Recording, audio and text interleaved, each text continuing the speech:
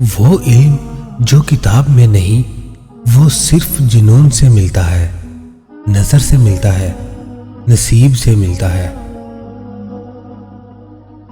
انسان زندہ ہونے کے باوجود زندگی کو نہیں سمجھ سکتا تو وہ مرے بغیر موت کو کیسے سمجھ سکتا ہے؟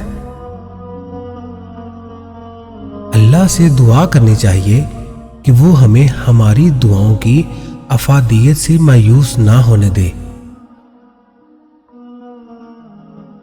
اگر کسی کے دل کی خوشی آپ سے وابستہ ہے تو آپ کا وجود قابل رشک ہے۔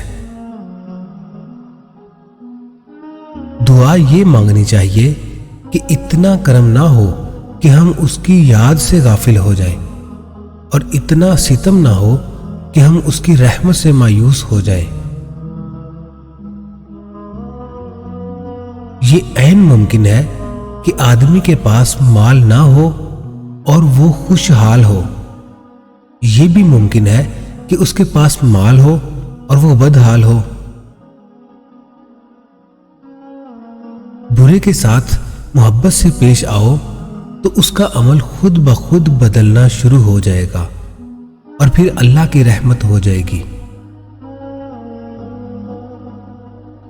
میں نے جب بھی کوئی ایسا بندہ دیکھا جس پر رب کا کرم تھا، اسے عاجز پایا، پوری عقل کے باوجود بس سیدھا سا بندہ۔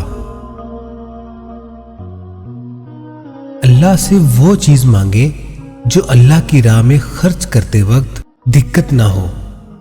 اللہ سے مانگی ہوئی نعمت اللہ ہی کے لیے وقف رہنے دیں، چاہے وہ زندگی ہی کیوں نہ ہو۔ دعا یہ کرو کہ اے اللہ، جو تو نے دینا ہے وہ بغیر مانگے دے، اور جو کچھ تو نے نہیں دینا اس کے مانگنے کی توفیق نہ دے۔